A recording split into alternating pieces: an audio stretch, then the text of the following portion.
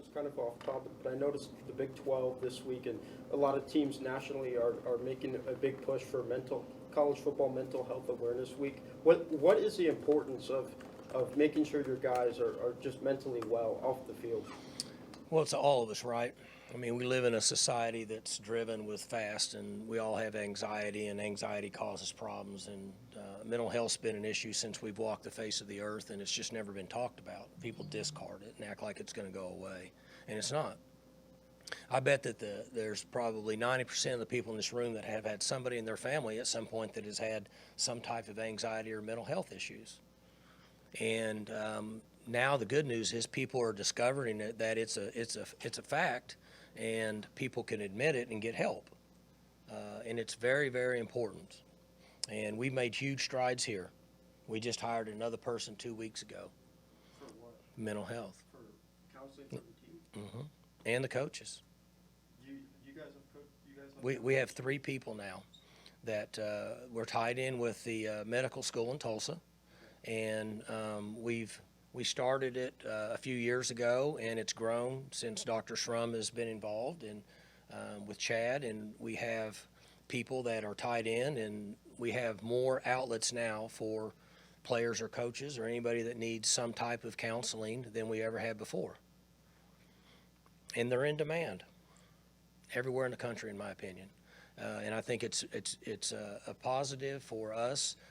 Forget football. It's a positive for us, for all of us, to know that we have people that can help if you have some type of depression, anxiety, a lot of things going on daily.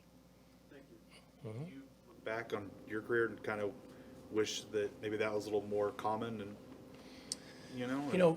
I mean, you're way too young, but when you look in the 80s, if somebody acted like they had anxiety or were depressed, people just said, okay, send them off to a padded room. The public frowned upon it. We knew it, but nobody wanted to admit it, and we didn't accept things. We're much better than that now. So we didn't know anything about it. Just like we didn't know anything about concussion protocol. I mean, I've talked about it at times. I know there's 3 or 4 times in my career that I got a concussion, because now I know what a concussion is by what they tell me. I know I had one. I didn't even come out of the game. I mean, we didn't know. We didn't know you're supposed to come out of a game. So all those things are pluses with science and technology and basically awareness. Speaking of concussion protocol, we've seen that at the NFL level brought up with the Tua situation. How do you guys, or the Big 12, handle those situations?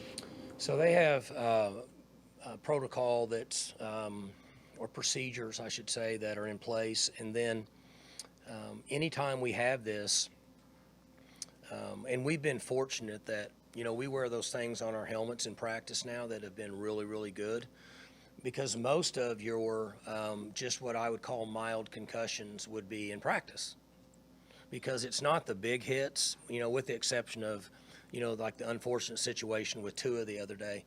When you get slammed in your head, the back of your head, or I guess anywhere on your head slams like that, that's different than like a direct hit.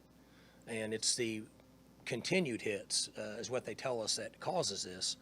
And so ours have gone way down by us wearing the Guardian caps. And then anytime we think, I shouldn't say we, our medical staff, they're very well trained now in trying to identify that. And they'll come to us and tell us, and then they're shut down till they have to go through procedure to get back. And I mean, very seldom do we ever get a young man back, even if he didn't have a concussion, but he got dinged, in less than 3 to 4 days. Your brother had one of the worst I ever saw. Yeah, he did. It was awful, yeah. For more information, you can visit TulsaWorld.com.